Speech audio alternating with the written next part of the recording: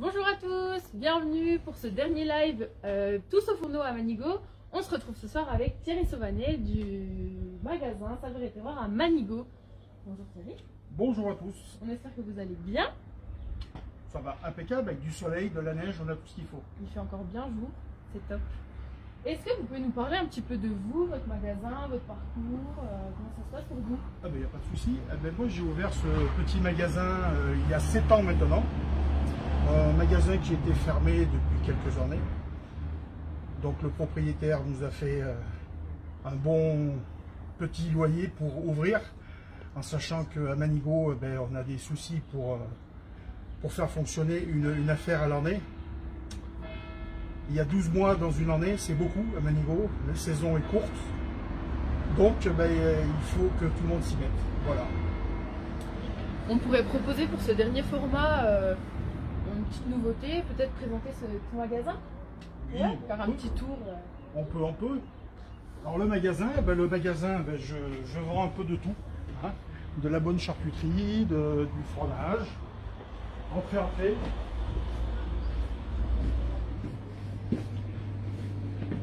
Un peu de charcuterie, des confitures, du génépi, de la charcuterie, de Savoie, du miel, voilà, des liqueurs, de la bière bio. Bien sûr des fromages, beaucoup de Manigo, des préparations pour des raclettes que les clients viennent chercher. Voilà, un peu de liqueur, un peu de vin de Savoie bien sûr. Et puis voilà. On va retourner au fourneau.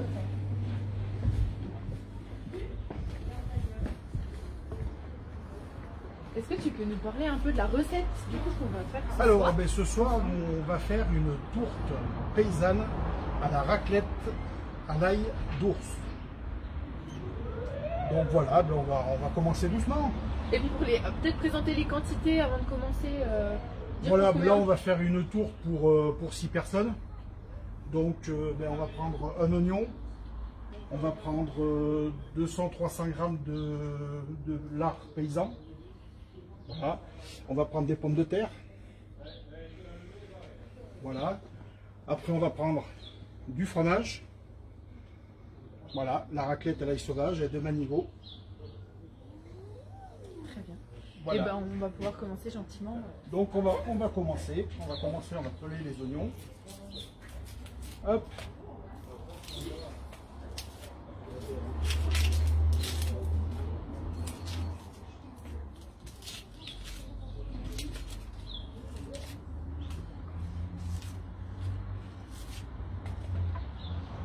Un deuxième.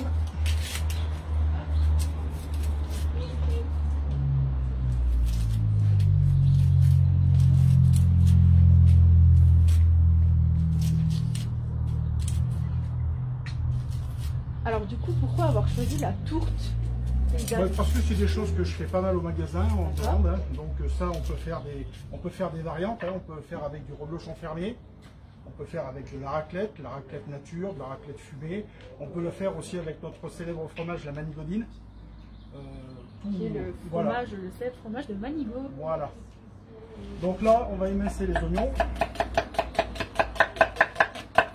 Alors on fait attention de ne pas se couper les doigts, hein.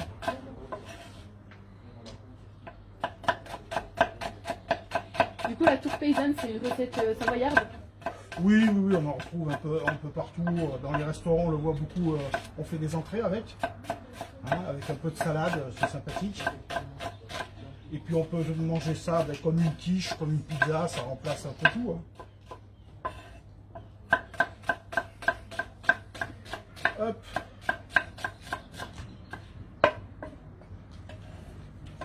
Donc là, on va mettre un peu d'huile. On souligne quand même la précision du chef en coupant les oignons. Hop. Surtout faire attention aux doigts. Voilà.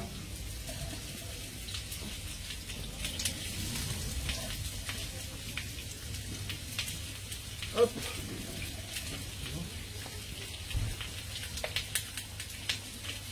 On en met un peu partout. Donc on fait revenir les oignons doucement. Dans un peu d'huile d'olive, hein. J'ai mis un peu d'huile d'olive. Si vous avez autre chose, du beurre, de l'huile classique, de la graisse d'oie, on peut faire un peu de tout. Hein. C'est indispensable de mettre des oignons? On peut mettre ce qu'on veut, comme on dit. Hein. Ouais. On peut mettre juste des lardons, on peut faire avec de l'ail, on peut faire avec plein de choses. Donc là maintenant, j'ai pris une belle poitrine de porc fumé, hein, à l'ancienne. Là, je vais couper les lardons en dés.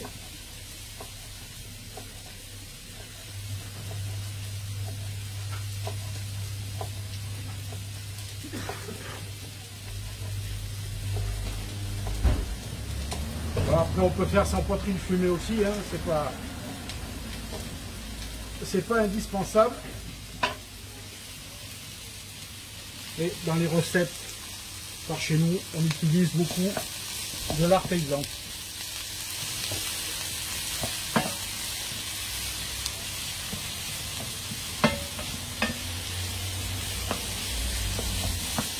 Voilà, on fait revenir les oignons et les lardons.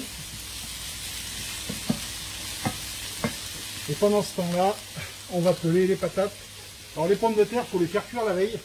Comme ça, ils ont le temps de refroidir.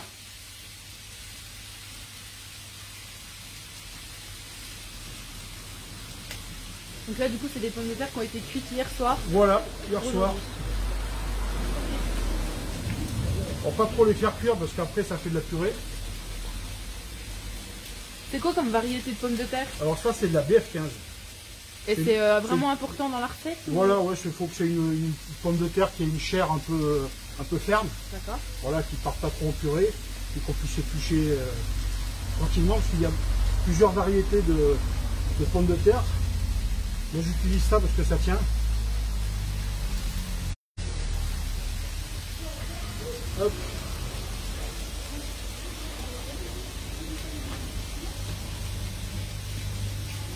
Voilà. Et du coup pour une tour pour 6 personnes, il en faut combien? Voilà, ben on va en mettre 6. 6 c'est bien.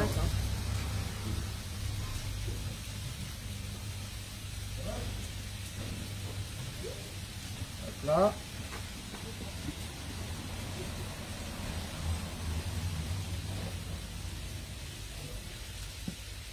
Après tout dépend de la grosseur aussi. Hein. S'il y en a des grosses, on en prend un peu moins.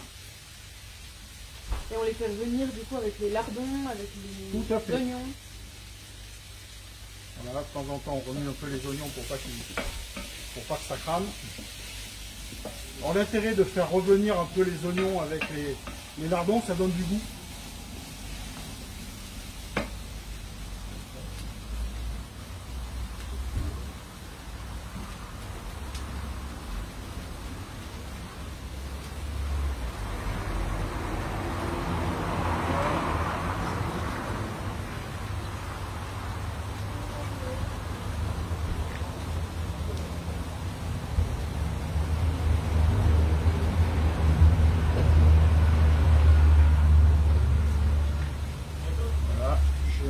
Encore une.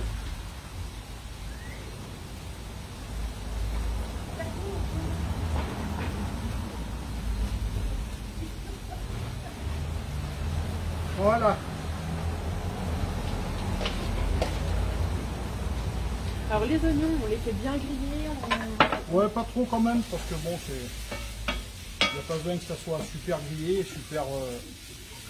Là, ça va pas tarder à être bon.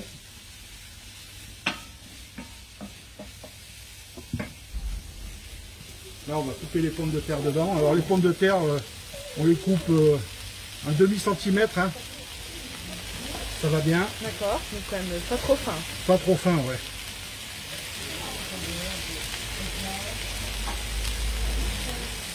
Vous avez l'image, mais nous, on a l'odeur et... Ah, ça sent bon. Hein.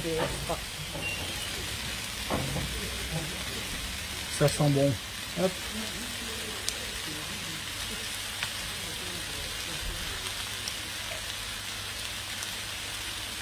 Donc là. Et du coup, la cuisine, c'est quoi? C'est une histoire de famille? Voilà, c'est une histoire de famille parce que ma maman elle travaille en cuisine. Je pense qu'elle fait pâlir plusieurs chefs de restaurants dans la France entière. Hein, parce que même les grands-mères, C'était vraiment du très haut niveau.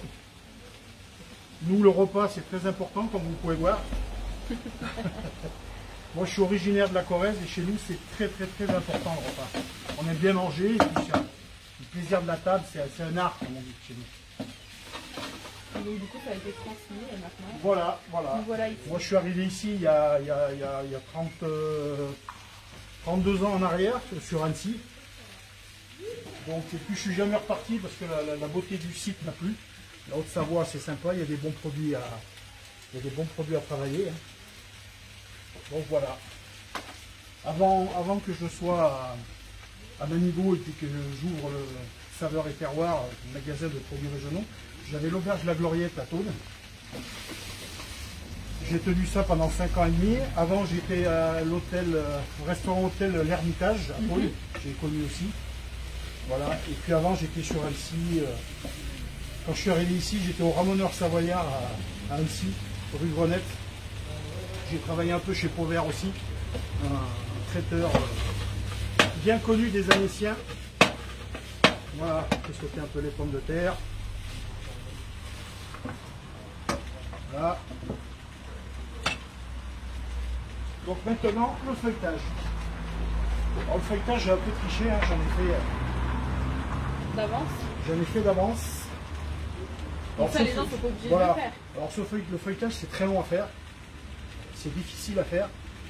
Donc moi, ce que je vous conseille, c'est d'aller chez votre boulanger ou votre pâtissier, vous commandez. Vous dites, voilà, il faut 2 disques de 30 cm de feuilletage pur beurre.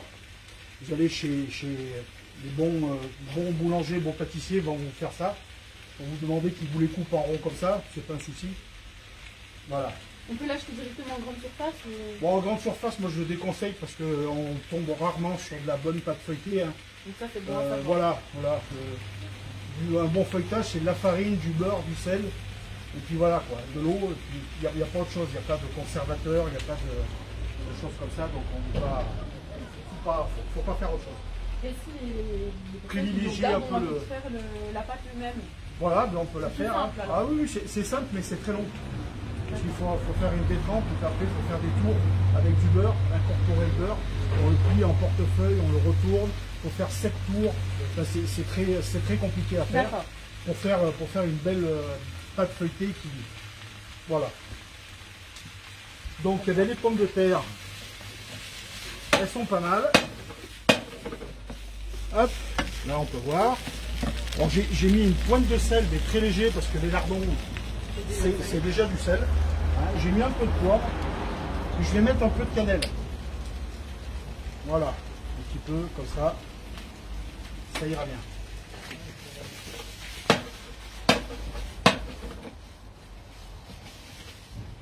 Voilà, là on va atteindre. Alors maintenant, quand on a nos 2 disques de feuilletage, on prépare un jaune d'œuf avec de l'eau.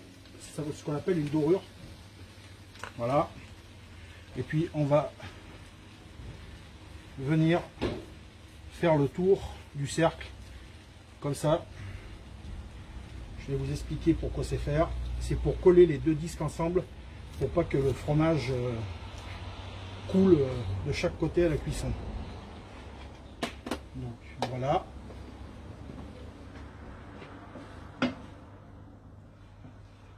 Voilà. Donc là, on n'a toujours pas mis le fromage, hein, c'est la dernière étape. C'est vraiment la dernière étape. Hop.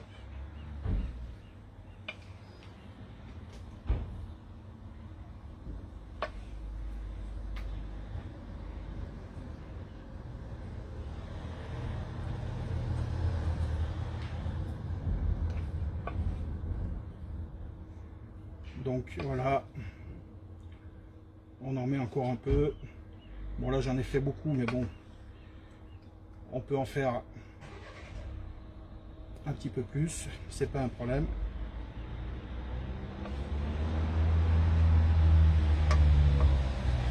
Voilà, ben là, je crois que c'est l'heure que le fromage arrive.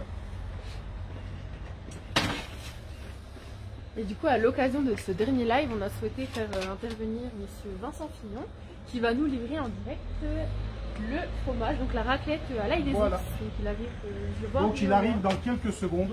Voilà. Il va pouvoir se présenter à nous et venir terminer cette belle recette. Voilà, voilà. Donc là, pareil, la préparation, si jamais on peut la faire un petit peu à l'avance, pour la laisser refroidir, pour la mettre dans le feuilletage, c'est pas plus mal. Bon, là, on va y cuire de suite, c'est pas grave, mais le chaud peut détremper. Et surtout, bien penser à mettre les disques de feuilletage sur la plaque de cuisson, parce que c'est une chose qu'on peut plus après, on peut plus transporter. Voilà. Et ben voilà, qui arrive Le à voilà. point pour mettre Parfait. pour le Juste à fromage. l'heure. Bonjour. Bonjour. Bienvenue. Monsieur Vincent. Voilà, Fillon, je vous présente Vincent Fillon. qui tient du coup qui est agriculteur à la ferme du Cré à Manigo. À Manigo. Voilà, et qui vient nous livrer. Voilà, et une belle raclette. Hop là. Vous pouvez peut-être nous parler un peu de vous, présenter un petit peu votre, Voilà, il va se présenter un votre peu. ferme. Alors voilà, regardez. Ça c'est vraiment Incroyable. un super produit. Voilà, donc ça c'est une raclette à l'ail des ours qu'on fait à la ferme. Donc on a une petite exploitation familiale. Là, je suis associé avec mon frère. D'accord. On a une 60aine de bêtes, dont 50 vaches laitières et des jeunes, il faut génisse. Et voilà, on fabrique et on affine tous nos fromages à la ferme. Donc la raclette, donc nature, ail des ours, fumé, reblochon, tomes, et puis des petites tomes aromatisées à l'ail des ours, au génépi, au fenouil. Au bourgeon de sapin aussi, enfin voilà, un peu tout ce qu'on Plein de choses. plein de choses, ouais. Très local en plus. Tout à fait. Très bien. Voilà, et puis affiner à la ferme, c'est important aussi. Alors, on va couper ce fromage. Hop.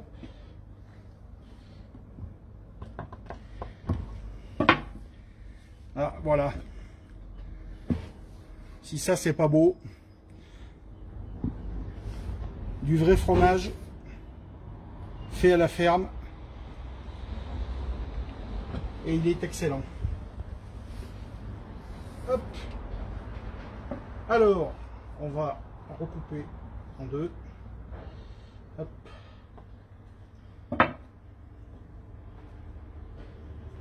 Alors Vincent, combien de temps d'affinage pour une raclette comme ça? Pour une raclette comme ça, là, elle a 2 mois d'affinage à peu près. Elle a 2 mois d'affinage, donc la croûte est mouillée 2 fois par semaine, donc brossée et mouillée à l'eau salée 2 fois par semaine, et retournée. Voilà. Voilà. Là, vous pouvez pas sentir, mais alors c'est une pure merveille. Hein. L'ail sauvage, l'ail d'ours se trouve en lisière de bois. Là, on va pas tarder à le voir arriver. Je pense qu'en plaine, il y a peut-être déjà un prémisse de pousse. Nous, ça va arriver. En général, c'est pour Pâques. Quand vous descendez sur Thône, là, de Morette jusqu'au rond-point du Reblochon, c'est rempli d'ail sauvage. Là, il faut de l'humidité, pas trop de soleil. Et là, ça pousse. Il y en a plein les bois partout. Et du coup, pour notre recette, il en faut à peu près combien Voilà, ben là, on va en mettre 200 grammes, c'est bien. Donc moi, j'enlève un peu la croûte. Hein, pour manger une raclette, on ne l'enlève pas parce qu'on la mange. Mais moi, là, dans cette recette, je l'enlève. Donc voilà, on coupe des petits carrés comme ça. On y met un peu comme ça. Alors cette recette, moi, je ne mets pas de crème parce que le fromage suffira. Et on vient recouvrir du coup l'ensemble. Voilà. Voilà. Après, on prend le deuxième disque de feuilletage et on vient couvrir le tout. Hop. Voilà. Une fois qu'il est couvert, après, on rabat. Voilà, comme ça. En fermant, voilà, tout le tour de la tourte.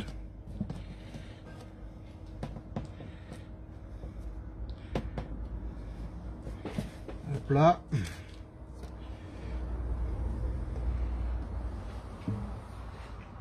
Hop là. Et hop là. Après, je mets un petit coup de fourchette.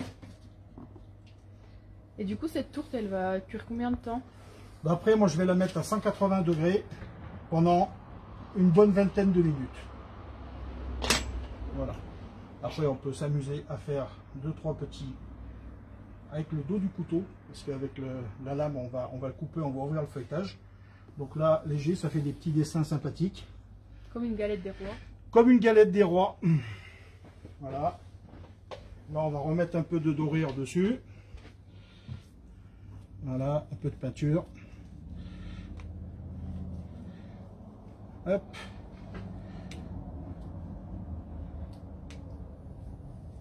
Voilà, on en met bien partout.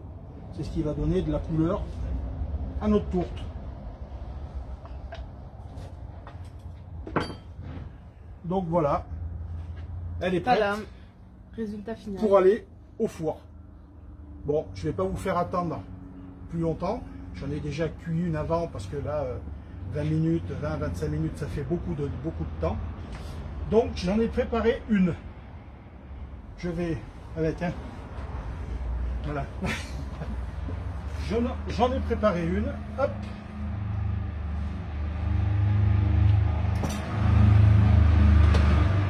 On va faire un peu de ménage. Le suspense. Le suspense, le résultat. Voilà. Waouh. Voilà, une belle tourte Bien doré. paysanne à la raclette sauvage, d'ail sauvage plutôt. On va couper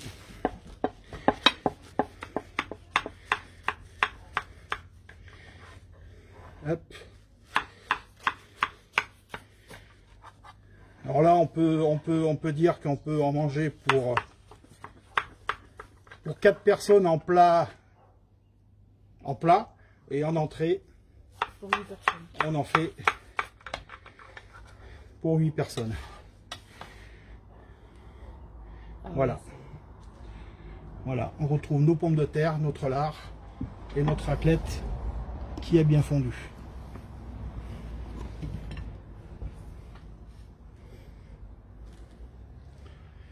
Magnifique. Voilà, voilà. Hop. Alors, qui va goûter? Nous tous. On vous remercie tous pour votre fidélité, de nous avoir suivis pendant ces 4 semaines de vacances.